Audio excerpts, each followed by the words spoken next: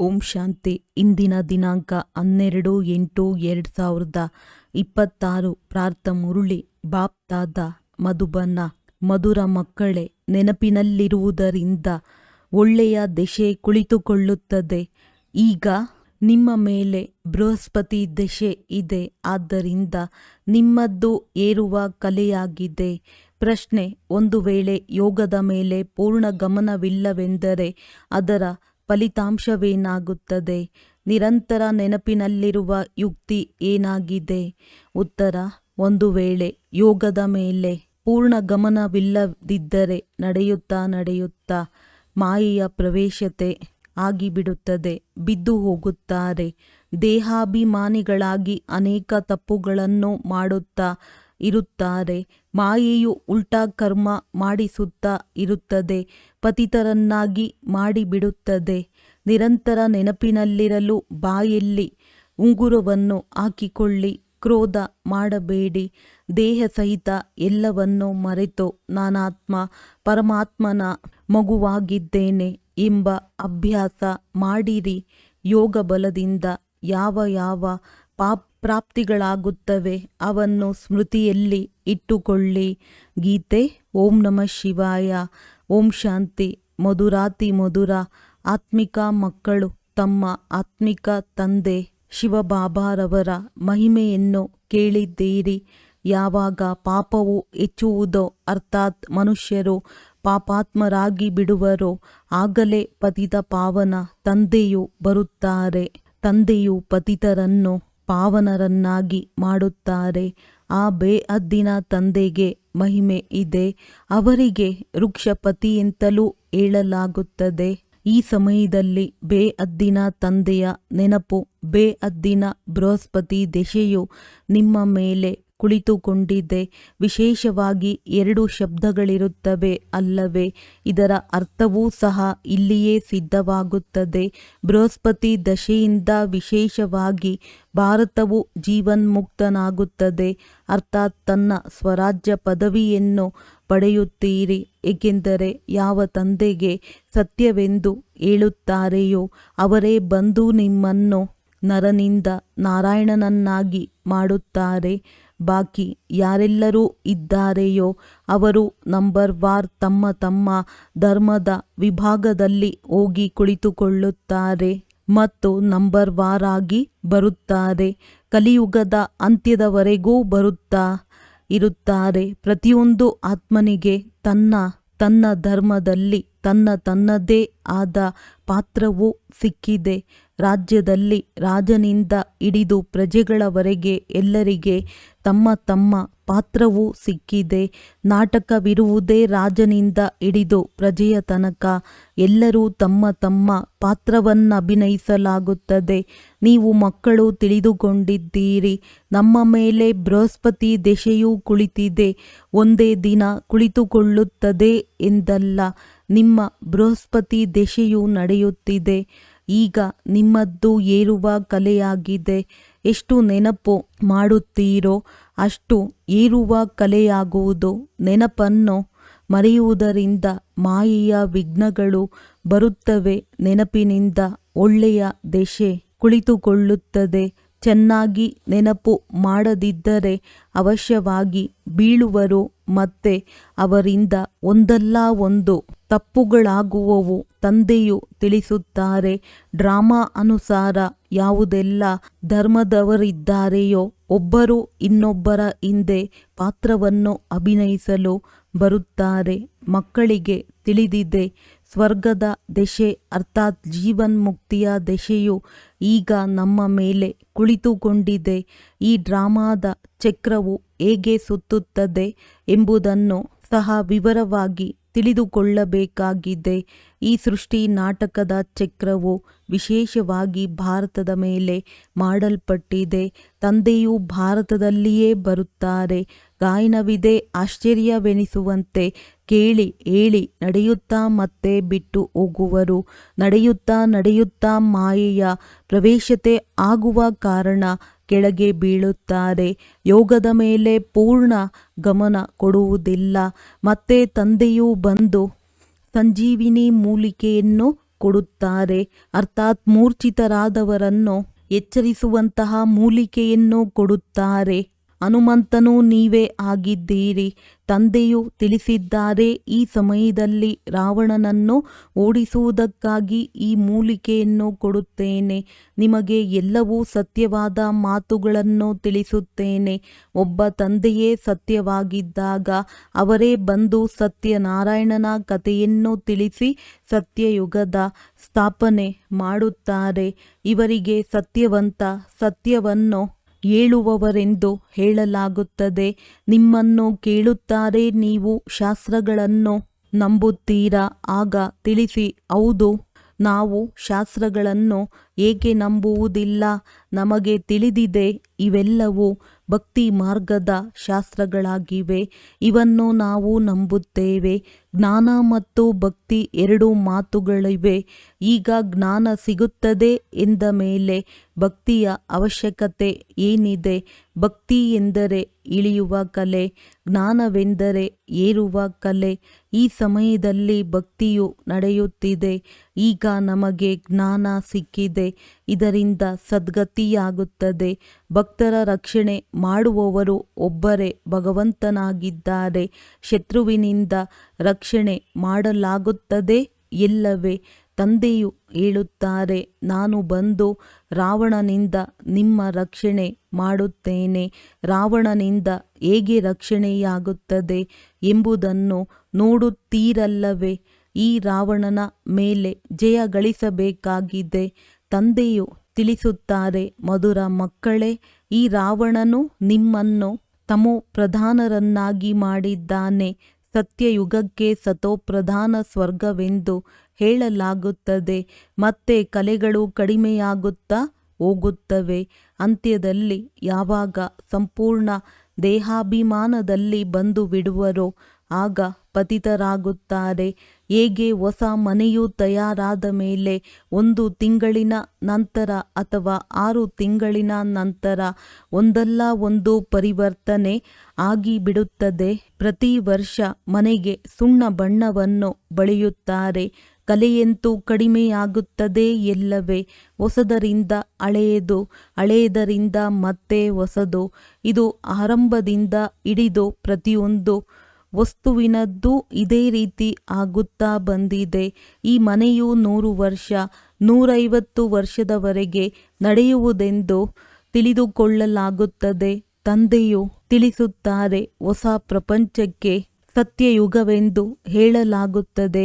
ಮತ್ತೆ ತ್ರೇತಾಯುಗಕ್ಕೆ 25% ಕಡಿಮೆ ಎಂದು ಹೇಳಬಹುದು. ಏಕೆಂದರೆ ಸ್ವಲ್ಪ ಹಳೆಯದಾಗುತ್ತದೆ. ಅವರು ಚಂದ್ರವಂಶೀಯರಾಗಿರುತ್ತಾರೆ. ಅವರಿಗೆ ಕ್ಷತ್ರಿಯರ ಚಿಹ್ನೆಗಳನ್ನು ತೋರಿಸುತ್ತಾರೆ. ಏಕೆಂದರೆ ಹೊಸ ಪ್ರಪಂಚಕ್ಕೆ ಯೋಗ್ಯರಲ್ಲ. ಆದ್ದರಿಂದ ಸೂರ್ಯವಂಶೀಯರಿಗಿಂತ ಕಡಿಮೆ ಪದವಿಯವರಾದರೂ ಕೃಷ್ಣಪುರಿಯಲ್ಲಿ ಹೋಗಬೇಕೆಂದು ಎಲ್ಲರೂ ಬಯಸುತ್ತಾರೆ. ರಾಮಪುರಿಯಲ್ಲಿ ಹೋಗಬೇಕೆಂದು ಹೇಳುವುದಿಲ್ಲ. ಎಲ್ಲರೂ ಕೃಷ್ಣಪುರಿಗಾಗಿಯೇ ಹೇಳುತ್ತಾರೆ. ಬೃಂದಾವನಕ್ಕೆ ನಡೆಯಿರಿ ಎಂದು ಗಾಯನವಿದೆಯಲ್ಲವೇ? ಬೃಂದಾವನದ ಮಾತಿದೆ, ಅಯೋಧ್ಯೆಗೆ ಹೇಳುವುದಿಲ್ಲ. ಶ್ರೀಕೃಷ್ಣನ ಮೇಲೆ ಎಲ್ಲರಿಗೆ ಪ್ರೀತಿ ಇರುತ್ತದೆ. ಕೃಷ್ಣನನ್ನು ಬಹಳ ಪ್ರೀತಿಯಿಂದ ನೆನಪು ಮಾಡುತ್ತಾರೆ. ಕೃಷ್ಣನನ್ನು ನೋಡುತ್ತಾರೆಂದರೆ ಕೃಷ್ಣನಂತಹ ಪತಿ ಸಿಗಲಿ, ಕೃಷ್ಣನಂತಹ ಮಗುವಾಗಲಿ, ಇಂತಹ ಸಹೋದರ ಸಿಗಲಿ ಎಂದು ಹೇಳುತ್ತಾರೆ. ಬುದ್ಧಿವಂತ ಕನ್ಯೆಯರು ಕೃಷ್ಣನ ಮೂರ್ತಿಯನ್ನು ಸನ್ಮುಖದಲ್ಲಿ ಇಟ್ಟುಕೊಳ್ಳುತ್ತಾರೆ. ಇವರಂತಹ ಮಗುವಾಗಲಿ ಕೃಷ್ಣನ ಪ್ರೀತಿಯಲ್ಲಿ ಬಹಳ ಇರುತ್ತಾರಲ್ಲವೇ? ಕೃಷ್ಣಪುರಿಯನ್ನು ಎಲ್ಲರೂ ಬಯಸುತ್ತಾರೆ. ಈಗಂತೂ ಕಂಸಪುರಿ ರಾವಣನ ಪುರಿಯಾಗಿದೆ. ಕೃಷ್ಣಪುರಿಗೆ ಬಹಳ ಮಹತ್ವಿಕೆ ಇದೆ. ಕೃಷ್ಣನನ್ನು ಎಲ್ಲರೂ ನೆನಪು ಮಾಡುತ್ತಾರೆ. ಆದ್ದರಿಂದಲೇ ತಂದೆಯು ಹೇಳುತ್ತಾರೆ, ನೀವು ಇಷ್ಟು ಸಮಯ ನೆನಪು ಮಾಡುತ್ತಾ ಬಂದಿದ್ದೀರಿ. ಈಗ ಕೃಷ್ಣಪುರಿಯಲ್ಲಿ ಹೋಗುವ ಪುರುಷಾರ್ಥ ಮಾಡಿರಿ. ಇವರ ಮನೆತನದಲ್ಲಿ ಬನ್ನಿರಿ. ಸೂರ್ಯವಂಶೀಯರಿಗೆ 8 ಮನೆತನಗಳಿವೆ. ಅಂದ ಮೇಲೆ ರಾಜಧಾನಿಯಲ್ಲಿ ರಾಜಕುಮಾರರೊಂದಿಗೆ ಉಯ್ಯಾಲೆಯಲ್ಲಿ ತೂಗುವಂತಹ ಪುರುಷಾರ್ಥ ಮಾಡಿರಿ. ಇದು ತಿಳುವಳಿಕೆಯ ಮಾತಲ್ಲವೇ? ತಂದೆಯೂ ತಿಳಿಸುತ್ತಾರೆ, ಮಕ್ಕಳೇ, ಎಷ್ಟು ಸಾಧ್ಯವೋ ಮನ್ಮನಾಭವ ಆಗಿರಿ. ನೆನಪಿನಲ್ಲಿ ಇಲ್ಲದಿದ್ದರೆ ಕೆಳಗೆ ಬೀಳುತ್ತಾರೆ. ಜ್ಞಾನವೆಂದು ಬೀಳಿಸುವುದಿಲ್ಲ. ನೆನಪಿನಲ್ಲಿರದಿದ್ದರೆ ಕೆಳಗೆ ಬೀಳುತ್ತಾರೆ. ಇದರ ಮೇಲೆ ಅಲ್ಲ ಅವಲುದ್ದೀನ್ ಆತಮ್ ತಾಯಿಯ ನಾಟಕಗಳು ರಚಿಸಲ್ಪಟ್ಟಿವೆ. ನೆನಪಿನಲ್ಲಿರುವುದಕ್ಕಾಗಿ ಬಾಯಲ್ಲಿ ಉಂಗುರವನ್ನು ಹಾಕಿಬಿಡುತ್ತಿದ್ದರು. ಯಾರಿಗಾದರೂ ಕ್ರೋಧ ಬರುತ್ತದೆ ಎಂದರೆ ಮಾತನಾಡಿ ಬಿಡುತ್ತಾರೆ. ಆದ್ದರಿಂದ ಬಾಯಲ್ಲಿ ಉಂಗುರವನ್ನು ಹಾಕಿಕೊಳ್ಳಿ ಎಂದು ಹೇಳುತ್ತಾರೆ. ಮಾತನಾಡದಿದ್ದರೆ ಕ್ರೋಧ ಬರುವುದಿಲ್ಲ. ತಂದೆಯೂ ತಿಳಿಸುತ್ತಾರೆ ಎಂದು ಯಾರ ಮೇಲೂ ಕ್ರೋಧ ಮಾಡಬೇಡಿರಿ. ಆದರೆ ಈ ಮಾತುಗಳನ್ನು ಪೂರ್ಣ ಅರಿತುಕೊಳ್ಳದೆ ಶಾಸ್ತ್ರಗಳನ್ನು ಏನೇನೋ ಬರೆದು ಬಿಟ್ಟಿದ್ದಾರೆ. ತಂದೆಯು ಯಥಾರ್ಥವಾಗಿ ಕುಳಿತು ತಿಳಿಸುತ್ತಾರೆ. ತಂದೆಯು ಭೂಮಿಗೆ ಬಂದಾಗಲೇ ತಿಳಿಸುವರು. ಯಾರು ಬಂದು ಹೋಗುವರೋ ಅವರ ಮಹಿಮೆಯನ್ನು ಆಡಲಾಗುತ್ತದೆ. ಠಾಗೂರ್ ಝಾನ್ಸಿ ರಾಣಿ ಇದ್ದು ಹೋದರು. ನಂತರ ಅವರ ನಾಟಕಗಳನ್ನು ರಚಿಸಿದ್ದಾರೆ. ಒಳ್ಳೆಯದು. ಶಿವನೂ ಸಹ ಬಂದು ಹೋಗಿದ್ದಾರೆ. ಆದ್ದರಿಂದಲೇ ಶಿವ ಜಯಂತಿಯನ್ನು ಆಚರಿಸುತ್ತಾರಲ್ಲವೇ? ಆದರೆ ಶಿವನು ಯಾವಾಗ ಬಂದರೂ ಬಂದು ಏನು ಮಾಡಿದರು ಎಂಬುದನ್ನು ತಿಳಿದುಕೊಂಡಿಲ್ಲ. ಅವರಂತೂ ಇಡೀ ಸೃಷ್ಟಿಯ ತಂದೆಯಾಗಿದ್ದಾರೆ ಅಂದ ಮೇಲೆ ಬಂದು ಎಲ್ಲರಿಗೂ ಅವಶ್ಯವಾಗಿ ಸದ್ಗತಿಯನ್ನು ನೀಡಿರುವರು. ಇಸ್ಲಾಮಿ, ಬೌದ್ಧಿ ಮೊದಲಾದ ಯಾರೆಲ್ಲರೂ ಧರ್ಮ ಸ್ಥಾಪನೆ ಮಾಡಿ ಹೋಗಿದ್ದಾರೆಯೋ ಅವರ ಜಯಂತಿಯನ್ನು ಆಚರಿಸುತ್ತಾರೆ. ಎಲ್ಲರ ತಿಥಿ ತಾರೀಖು ಇದೆ. ಆದರೆ ಶಿವನ ಬಗ್ಗೆ ಯಾರಿಗೂ ತಿಳಿದಿಲ್ಲ. ಕ್ರಿಸ್ತನಿಗೆ ಇಷ್ಟು ವರ್ಷಗಳ ಮೊದಲು ಭಾರತವು ಸ್ವರ್ಗವಾಗಿತ್ತು ಎಂದು ಹೇಳುತ್ತಾರೆ. ಸ್ವಸ್ತಿಕ್ ಚಿತ್ರವನ್ನು ಬಿಡಿಸುವಾಗ ಅದರಲ್ಲಿ ಪೂರ್ಣ 4 ಭಾಗಗಳನ್ನು ಮಾಡಿದ್ದಾರೆ. ಅಂದರೆ 4 ಯುಗಗಳಿವೆ. ಆಯಸ್ಸು ಹೆಚ್ಚು ಕಡಿಮೆಯಾಗಲು ಸಾಧ್ಯವಿಲ್ಲ. ಜಗನ್ನಾಥಪುರಿಯಲ್ಲಿ ಅನ್ನದ ನೈವೇದ್ಯವನ್ನು ತಯಾರಿಸುತ್ತಾರೆ. ಅದರಿಂದ ಪೂರ್ಣ 4 ಭಾಗಗಳಾಗಿ ಬಿಡುತ್ತವೆ. ತಂದೆಯು ತಿಳಿಸುತ್ತಾರೆ, ಭಕ್ತಿ ಮಾರ್ಗದಲ್ಲಿ ಎಲ್ಲ ಗೊಂದಲ ಮಾಡಿಬಿಟ್ಟಿದ್ದಾರೆ. ಆದ್ದರಿಂದ ಮಕ್ಕಳೇ, ದೇಹ ಸಹಿತ ಎಲ್ಲವನ್ನು ಮರೆತು ಹೋಗಿ ನಾನಾತ್ಮನಾಗಿದ್ದೇನೆ, ಪರಮಪಿತ ಪರಮಾತ್ಮನ ಮಗುವಾಗಿದ್ದೇನೆ. ಈ ಅಭ್ಯಾಸವನ್ನು ಇಟ್ಟುಕೊಳ್ಳಿ. ತಂದೆಯು ಸ್ವರ್ಗದ ರಚಯಿತನಾಗಿದ್ದಾರೆ ಅಂದ ಮೇಲೆ ಅವಶ್ಯವಾಗಿ ನಮ್ಮನ್ನು ಸ್ವರ್ಗದಲ್ಲಿ ಕಳುಹಿಸಿರಬೇಕು. ನರಕದಲ್ಲಂತೂ ಕಳುಹಿಸುವುದಿಲ್ಲ. ತಂದೆಯು ಯಾರನ್ನೂ ನರಕದಲ್ಲಿ ಕಳುಹಿಸುವುದಿಲ್ಲ. ಮೊಟ್ಟ ಮೊದಲು ಎಲ್ಲರೂ ಸುಖವನ್ನು ಅನುಭವಿಸುತ್ತಾರೆ. ಮೊದಲು ಸುಖ, ನಂತರ ದುಃಖ. ತಂದೆಯು ಎಲ್ಲರ ದುಃಖಹರ್ತ, ಸುಖಕರ್ತನಲ್ಲವೇ? ಆತ್ಮವು ಮೊದಲು ಸುಖ, ನಂತರ ದುಃಖವನ್ನು ನೋಡುತ್ತದೆ. ವಿವೇಕವು ಹೇಳುತ್ತದೆ, ನಾವು ಮೊದಲು ಸತೋ ಪ್ರಧಾನರು, ನಂತರ ಸತೋ ರಜೋ ತಮೋದಲ್ಲಿ ಬರುತ್ತೇವೆ. ಮನುಷ್ಯರು ಸಹ ತಿಳಿದುಕೊಳ್ಳುತ್ತಾರೆ. ವಿದೇಶದವರು ಬುದ್ಧಿವಂತರಾಗಿದ್ದಾರೆ. ಅಲ್ಲಂತೂ ಇಂತಹ ಬಾಂಬುಗಳನ್ನು ತಯಾರಿಸುತ್ತಾರೆ. ಬಹುಬೇಗನೆ ಎಲ್ಲವೂ ಸಮಾಪ್ತಿಯಾಗಿ ಬಿಡುತ್ತವೆ. ಹೇಗೆ ಇತ್ತೀಚೆಗೆ ಶವವನ್ನು ವಿದ್ಯುತ್ನಿಂದ ಕೂಡಲೇ ಸಮಾಪ್ತಿ ಮಾಡಿಬಿಡುತ್ತಾರೆ, ಹಾಗೆಯೇ ಬಾಂಬುಗಳಿಂದ ಬೆಂಕಿಯು ಹತ್ತಿಕೊಂಡರೆ ಮನುಷ್ಯರೂ ಸಹ ಬಹುಬೇಗ ಸಮಾಪ್ತಿಯಾಗಿ ಬಿಡುತ್ತಾರೆ. ಈ ಬಿದುರಿನ ಕಾಡಿಗೆ ಬೆಂಕಿ ಬೀಳಲಿದೆ. ಬಿರುಗಾಳಿಗಳು ಈ ರೀತಿ ಬರುತ್ತವೆ. ಹಳ್ಳಿಗಳು ಸಮಾಪ್ತಿಯಾಗುತ್ತವೆ. ಆ ಸಮಯದಲ್ಲಿ ಅವರನ್ನು ಪಾರು ಮಾಡಲು ಮತ್ಯಾವುದೇ ಪ್ರಬಂಧವಿರುವುದಿಲ್ಲ. ವಿನಾಶವಾಗಲೇಬೇಕಾಗಿದೆ. ಹಳೆಯ ಪ್ರಪಂಚವು ಸಮಾಪ್ತಿಯಾಗುವುದು. ಗೀತೆಯಲ್ಲಿಯೂ ವರ್ಣನೆ ಇದೆ. ತಂದೆಯು ತಿಳಿಸಿದ್ದರು, ಯುರೋಪಿಯನ್ನರು ಈ ರೀತಿ ಬಾಂಬುಗಳನ್ನು ಹಾಕುತ್ತಾರೆ. ಅದು ತಿಳಿಯುವುದೇ ಇಲ್ಲ. ನೀವು ಮಕ್ಕಳು ತಿಳಿದುಕೊಂಡಿದ್ದೀರಿ. ಕಲ್ಪದ ಮೊದಲು ಸಹ ವಿನಾಶವಾಗಿತ್ತು, ಈಗಲೂ ಆಗುವುದು. ನೀವು ಕಲ್ಪದ ಹಿಂದಿನ ತರಹ ಓದುತ್ತಿದ್ದೀರಿ. ನಿಧಾನವಾಗಿ ವೃಕ್ಷವು ವೃದ್ಧಿಯಾಗುತ್ತಾ ಇರುವುದು. ವೃದ್ಧಿಯಾಗುತ್ತಾ ಸ್ಥಾಪನೆಯಾಗಿ ಬಿಡುವುದು. ಮಾಯೆಯ ಬಿರುಗಾಳಿಗಳು ಬಹಳ ಒಳ್ಳೊಳ್ಳೆಯ ಹೂಗಳನ್ನು ಬೀಳಿಸಿ ಬಿಡುತ್ತದೆ. ಪೂರ್ಣ ಯೋಗದಲ್ಲಿ ಇರದಿದ್ದರೆ ಮಾಯೆಯು ವಿಘ್ನಗಳನ್ನು ಹಾಕುತ್ತದೆ. ತಂದೆಯ ಮಗುವಾಗಿ ಪವಿತ್ರತೆಯ ಪ್ರತಿಜ್ಞೆ ಮಾಡಿ ನಂತರ ಒಂದು ವೇಳೆ ವಿಕಾರದಲ್ಲಿ ಇಳಿದರೆ ಹೆಸರನ್ನೇ ಕೆಡಿಸಿಬಿಡುತ್ತಾರೆ. ಅಂಥವರಿಗೆ ಬಹಳ ದೊಡ್ಡ ಪೆಟ್ಟು ಬೀಳುತ್ತದೆ. ಆದ್ದರಿಂದ ತಂದೆಯು ಹೇಳುತ್ತಾರೆ, ಮಕ್ಕಳೇ, ಎಂದೂ ಕಾಮದ ಪೆಟ್ಟನ್ನು ತಿನ್ನಬೇಡಿರಿ. ಮಕ್ಕಳಿಗೆ ಗೊತ್ತಿದೆ, ಇಲ್ಲಿ ರಕ್ತದ ನದಿಗಳು ಹರಿಯಲಿದೆ. ಸತ್ಯಯುಗದಲ್ಲಿ ಹಾಲಿನ ನದಿಗಳು ಹರಿಯುತ್ತವೆ. ಅದು ಹೊಸ ಪ್ರಪಂಚ, ಇದು ಹಳೆಯ ಪ್ರಪಂಚವಾಗಿದೆ. ಕಲಿಯುಗದಲ್ಲಿ ನೋಡಿ ಏನಿದೆ, ಹೊಸ ಪ್ರಪಂಚದ ವೈಭವವನ್ನು ನೋಡಿರಿ. ಇಲ್ಲಂತೂ ಏನೇನೂ ಇಲ್ಲ. ಮಕ್ಕಳು ಸಾಕ್ಷಾತ್ಕಾರದಲ್ಲಿ ಹೋಗಿ ಸ್ವರ್ಗವನ್ನು ನೋಡಿಕೊಂಡು ಬರುತ್ತಾರೆ. ಸೂಕ್ಷ್ಮವತನದಲ್ಲಿ ಶುಭಿರಸವನ್ನು ಕುಡಿದೆವು ಎಂದು ಹೇಳುತ್ತಾರೆ. ಇದೆಲ್ಲವೂ ಸಾಕ್ಷಾತ್ಕಾರವಾಗಿದೆ. ತಿಳಿಸುತ್ತಾರೆ, ನಾವು ಮೂಲವತನಕ್ಕೆ ಹೋಗುತ್ತೇವೆ. ತಂದೆಯು ಅಲ್ಲಿಂದ ವೈಕುಂಠಕ್ಕೆ ಕಳುಹಿಸುತ್ತಾರೆ. ಇವೆಲ್ಲ ಸಾಕ್ಷಾತ್ಕಾರಗಳು ಡ್ರಾಮಾದಲ್ಲಿ ನಿಗದಿಯಾಗಿದೆ. ಇದರಿಂದೇನೂ ಸಿಗುವುದಿಲ್ಲ. ಅನೇಕ ಮಕ್ಕಳು ಸೂಕ್ಷ್ಮವತನಕ್ಕೆ ಹೋಗುತ್ತಿದ್ದರು, ಶುಭಿರಸವನ್ನು ಕುಡಿಯುತ್ತಿದ್ದರು. ಅಂಥವರೂ ಸಹ ಇಂದು ಇಲ್ಲ.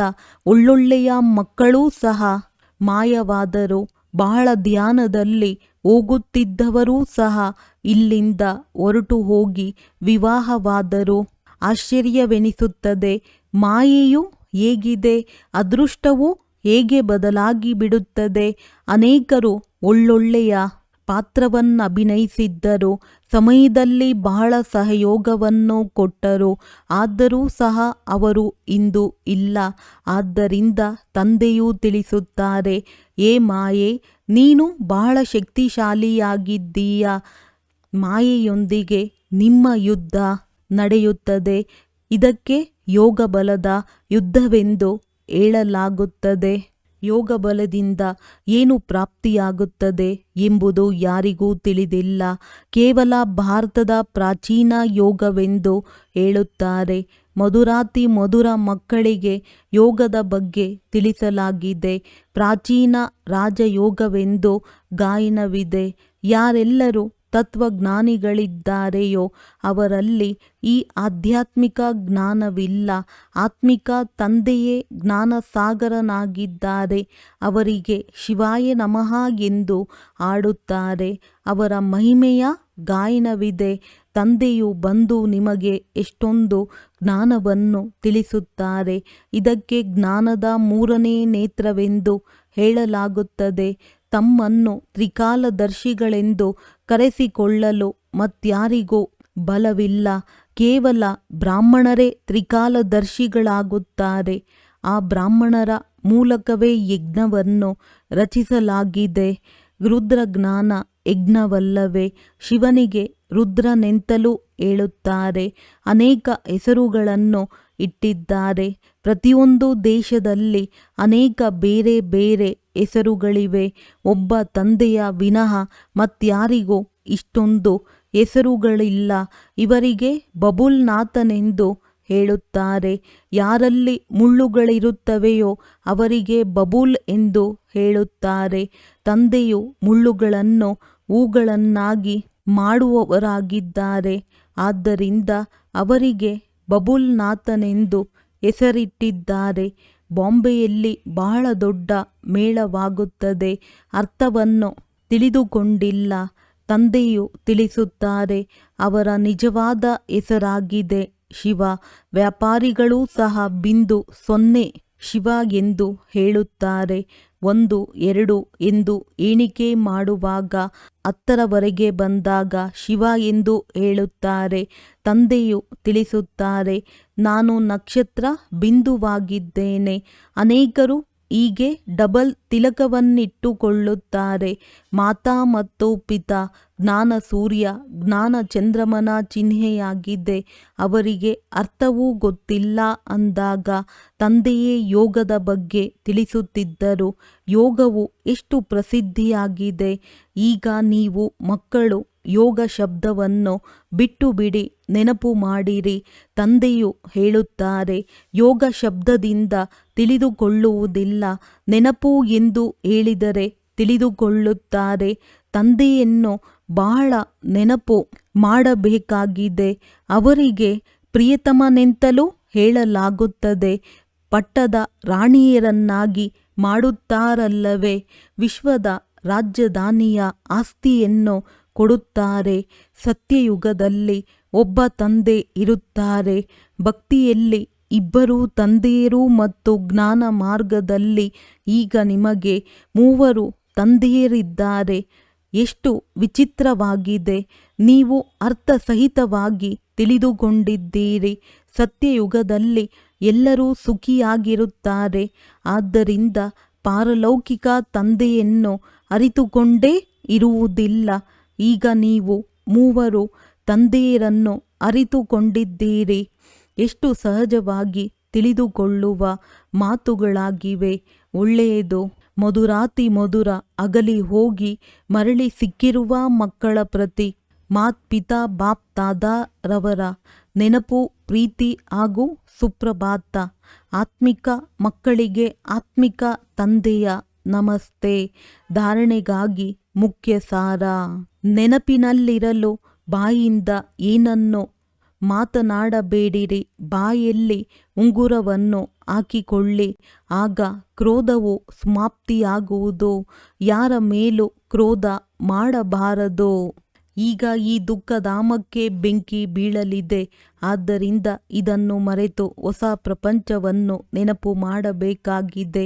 ತಂದೆಯೊಂದಿಗೆ ಯಾವ ಪವಿತ್ರರಾಗಿರುವ ಪ್ರತಿಜ್ಞೆ ಮಾಡಿದ್ದೀರೋ ಅದರಲ್ಲಿ ಪಕ್ಕಾ ಇರಬೇಕಾಗಿದೆ. ವರದಾನ: ನಿರಾಕಾರಿ ಸ್ಥಿತಿಯ ಅಭ್ಯಾಸದ ಮೂಲಕ ನಾನೆಂಬುದನ್ನು ಸಮಾಪ್ತಿಗೊಳಿಸುವ ನಿರಹಂಕಾರಿ ಭವ. ವರ್ತಮಾನ ಸಮಯದಲ್ಲಿ ಅತಿ ಸೂಕ್ಷ್ಮ ಮತ್ತು ಸುಂದರವಾದ ಎಳೆ ಈ ನಾನು ಎನ್ನುವುದಾಗಿದೆ.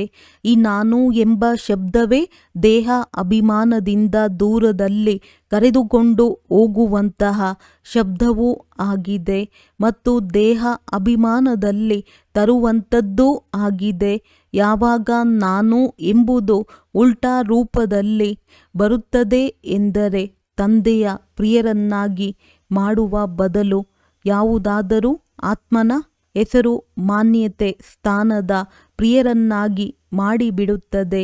ಈ ಬಂಧನದಿಂದ ಮುಕ್ತರಾಗುವುದಕ್ಕಾಗಿ ನಿರಂತರ ನಿರಾಕಾರಿ ಸ್ಥಿತಿಯಲ್ಲಿ ಸ್ಥಿತರಾಗಿರುತ್ತಾ ಸಾಕಾರದಲ್ಲಿ ಬನ್ನಿರಿ. ಈ ಅಭ್ಯಾಸವನ್ನು ಸ್ವಾಭಾವಿಕ ಸ್ವಭಾವವನ್ನಾಗಿ ಮಾಡಿಕೊಳ್ಳುತ್ತೀರೆಂದರೆ ನಿರಹಂಕಾರಿ ಆಗಿಬಿಡುತ್ತೀರಿ. ಸ್ಲೋಗನ್: ಯಾರದೇ ಒಳ್ಳೆಯ ಅಥವಾ ಕೆಟ್ಟ ಮಾತುಗಳನ್ನು ಕೇಳಿಸಿಕೊಂಡು ಸಂಕಲ್ಪದಲ್ಲಾದರೂ ತಿರಸ್ಕಾರದ ಭಾವದ ಉತ್ಪನ್ನತೆ ಆಗುವುದೂ ಸಹ ಪರಮತ ಆಗಿದೆ. ಅವ್ಯಕ್ತ ಸೂಚನೆಗಳು: ಅಪವಿತ್ರತೆಯ ಬೀಜವನ್ನು ಸಮಾಪ್ತಿ ಮಾಡಿ ಸಂಪೂರ್ಣ ಪವಿತ್ರ ಆಗಿರಿ. ಸಂಕಲ್ಪ ಅಥವಾ ಸ್ವಪ್ನದಲ್ಲಿಯೂ ಯಾವಾಗ ಪವಿತ್ರತೆಯ ಅಂಶ ಮಾತ್ರವೂ ಇರುವುದಿಲ್ಲ, ಆಗ ಹೇಳಲಾಗುವುದು ಸತ್ಯ ಬ್ರಾಹ್ಮಣ. ಇದೇ ಧಾರಣೆಗಾಗಿ ಗಾಯನವಿದೆ. ಪ್ರಾಣ ಹೋಗಲಿ, ಆದರೆ ಧರ್ಮ ಹೋಗದಿರಲಿ. ಇಂತಹ ಸಾಹಸ, ಇಂತಹ ದೃಢ ನಿಶ್ಚಯ ಮಾಡುವವರು ಯಾವುದೇ ಪ್ರಕಾರದ ಪರಿಸ್ಥಿತಿಯಲ್ಲಿ ತಮ್ಮ ಧರ್ಮ ಅಥವಾ ಧಾರಣೆಯ ಪ್ರತಿ ಯಾವುದೇ ತ್ಯಾಗ ಮಾಡಬೇಕಾಗಿ ಬರಲಿ, ಸಹನೆ ಮಾಡಬೇಕಾಗಿ ಬರಲಿ, ಎದುರಿಸಬೇಕಾಗಿ ಬರಲಿ, ಸಾಹಸ ಇಟ್ಟುಕೊಳ್ಳಬೇಕಾಗಿ ಬರಲಿ, ಎಲ್ಲವನ್ನು ಖುಷಿ ಖುಷಿಯಿಂದ ಮಾಡುವರು, ಹಿಂಜರಿಯುವುದಿಲ್ಲ. ಒಳ್ಳೆಯದು. ಓಂ ಶಾಂತಿ.